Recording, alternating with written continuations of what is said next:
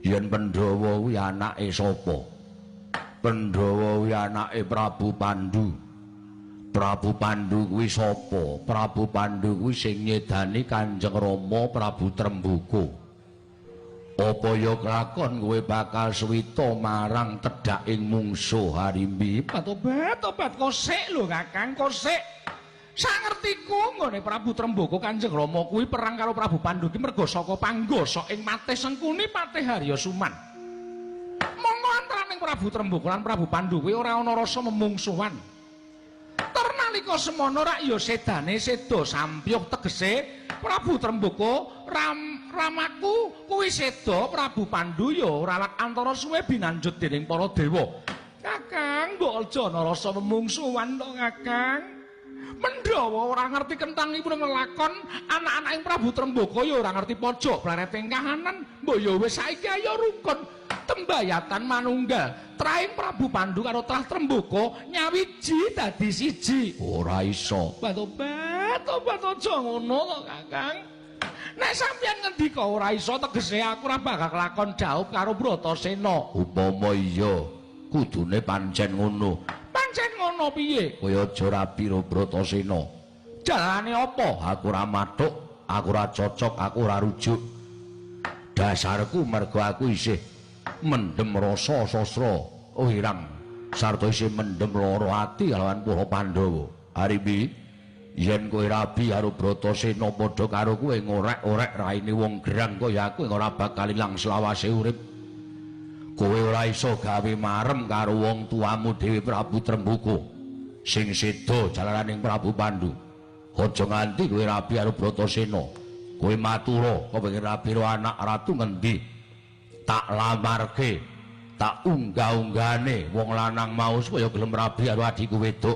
Nanging aja Bratasena ya Harimbi, aja. Aku ngelekke karo kowe Harimbi.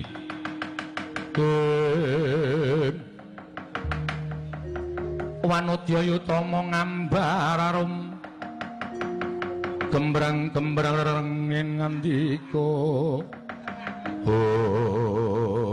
tobat kebangetan Kakang yen ngendika kaya ngono kebangetan sampean mentala sampean ora arek karo atine adimu wedok Harimbi. Tobat monggo rina pantraning wengi tak angkah supaya Kakang Harimba kuwi bisa nampa apa kang dadi ature Harimbi. Nggonku wis kebanjur tresna karo Raden Bratasena Kakang. Nyuwun pangapura ya Kakang yen aku dipenging utawa aku dipenggak ngene kepengin dawuh Raden Bratasena paripaksa aku ora bisa nuruti kersaning Kakang Harimba. Lho kosik kowe kok ora iso nuruti karo karepe kadangmu tuwa Harimba kuwi apa kira-kira wis merengkang saka pernatan negara Pringgondani? Katresnan kuwi abote kaya wong nyangga bumi lho Kakang. Katresnan kuwi abote kaya wong nyangga bumi. Mula tinimbang aku pisah karo Raden Bratasena utawa aku dipenging dawuh Raden Bratasena. Alu wong aku ora duwe sentana, ora duwe sedulur kadang braja, ora apa-apa waton ketekan sediaku Kakang. Lah dalah, wis malik tinggalmu. Kowe wong wadon wis wegah nampa wewarah nampik pitutur becik Harimbi. Sepisan meneh kowe tak penging aja rabi karo Bratasena, aja suwita karo Raden Bratasena, gelem apa ora? Kowe manut apa ora? Tobat nyuwun pangapura ya Kakang, nyuwun pangapura. Aku ora bisa mituruti kersaning Kakang Harimba. Yen ora bisa mituruti karepe kadangmu tuwa ayo lunga. Aku ora sudi ngopeni adi wedok sing ora manut karo kadang tuwa. Lunga. Tobat. Kakang kok tak aturi menggale. Ora usah dadak ngejomang gleming andar-andar ngendukur. Lunga ora. Aku ora sudi duwe adi sing ora manut karo kadang tuwa. Ayo lunga. Ora lunga, aku mentolo karo kowe. Tobat. Nyuwun pamit Kakang, nyuwun pamit.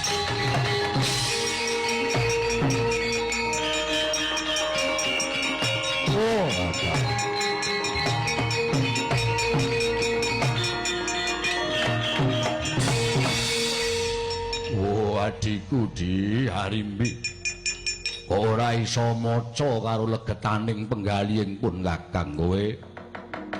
Kami laluun cat saka negara ing Pringgondani mongko sak temene karepku mau ming nanting sepira jero cethèking katresnanmu.